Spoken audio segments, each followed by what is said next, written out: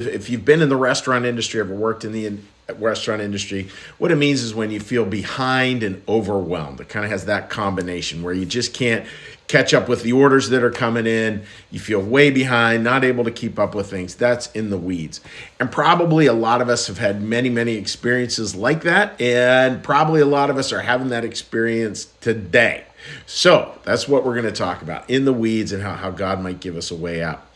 I want to read for you a passage here, and it's a passage from the book Secrets of Heaven, and it's talking about this basic orientation. We hear this all the time from a Christian New Church perspective, is if we get focused on truth, and here think just scads of information, we get totally focused on information, on data, and we forget about the heart. You got the data and you got the heart. If you get totally focused myopically on the truth, the data, you're going to miss out on the heart, and there's all kinds of cost to that. And we're going to talk about that and make the connection between how that sometimes can connect to when we feel in the weeds. So this is from the book Secrets of Heaven, 2429. People with a passion for truth have relatively little truth compared with people with a passion for goodness. Where there is little goodness, there's little truth. The amount and quality are the same. The two go hand in hand, as they say. This may seem puzzling, but it's still the case. Goodness is the real essence of truth. And truth without its essence is not true, even if it appears to be so. It's merely hollow noise in an empty vessel. So here be an example of where we can get in the weeds and we get feeling overwhelmed and behind because all this stuff's in our head, and then we try to argue our way out of it. Here might be an example for how this might play out in many of our lives. Imagine being with someone who you're working with a couple, or you're talking to a friend who's married, or a friend who has a significant other, and they just start going off on all the data. Like, here's all the data, here's all the stuff, and then you watch them argue with each other, and it's one set of data arguing against another set of data. And each one has their own data, and each one is trying to prove to the other one that they have it right and they have it wrong, and this person believes they have it right and they have it wrong.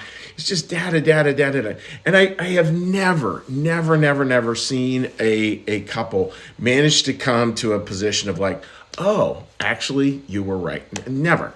Because we all do have kind of our own data sets, and that's where like this myopic focus on truth will just get us less and less to the truthfulness of the situation. And the truthfulness of the situation is, here's a couple who love each other, using it in the marriage model. Here's a couple who loves each other. They're getting stuck up here on the data, and it's just the data. They're getting stuck up here on the data. And how do you get below that to the real heart of the matter? Because that heart then will yield a very different truth. If they come from, instead of like, I'm right, you're wrong, or I'm right and you're wrong, if they switch out of that kind of back and forth, and they come back to the heart, that goodness, as it says in the passage here, that goodness will yield its own truth. So that doesn't mean the facts change. The facts are still the facts. But it means that we approach them so differently. Imagine an argument, how different we look at an argument when we just know, oh, I love you to pieces. And could we talk about this? Because this is just like not working. Very different conversation than just so you know, I'm right and you're wrong. And how do we just keep on coming back to that heart? That's such a beautiful, beautiful quest to keep on doing that. It's why I'll give you a simple tool. It's a very simple tool, which is data, judgment, and feeling, where you're having a strained relationship with someone. You go, this is the data, this is my judgment about the data, and this is how I feel about it. Data, judgment, and then the feeling. Because that will start to shift things, because you realize the data is just the data. That's it. And if we're constantly arguing at that level, it's really, really hard to get anywhere. And that's where folks like, boy, I don't know, like, it's strange. Part of me feels like doing a whole, maybe I will sometime this week, doing something on the stock market, because it feels so disorienting and so like there's all this data that can create a lot of anxiety, deservedly so, right? Data can be pretty alarming. And the way to get out of that, the way to get out of the weeds, whether we're talking with external things like the stock market, or arguments with a partner over what was said or not said, or done or not done, is to keep coming back to the heart of things. And when we keep coming back to the heart of things, and you want a simple way to do it, how can I serve here? God, give me your eyes to see it. All kinds of little prayers like that get us down to the heart. And remember, that heart, this is so important, I'm going to repeat myself here, that heart yields its own truth. And allow that heart to yield its own truth, because that heart actually is the truth. Truth is the form that love takes. Plain and simple. Beautiful concept there. It's not like up on Mount Rushmore, something way above and beyond. If it doesn't have a heart in it, it's not true. You can come to a person who's I'm trying to think of the way Shane Claiborne said it. He's come to the realization that a lot of religious people are really mean. And he was like, look, if you speak the truth, but you're mean, it's not true. And we don't want to take that too far, obviously, but I think there is a big grain of truth in that. And when we speak from love, truth has much more purchase in our lives. So that's the thought for today, friends. Stay out of the weeds.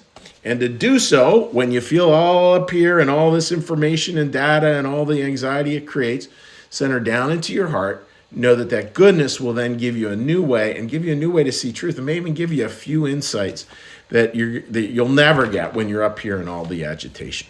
So there's your thought for today, my dearest buddies. And so today what we're going to do now is we're going to shift gears. And as we always do at New Church Live, we come in for a soft landing.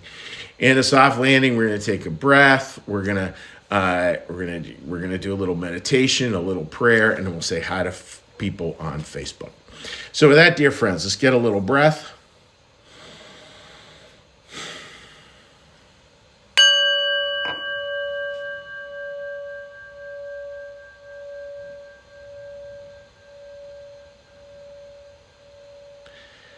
Be still and know that I am God.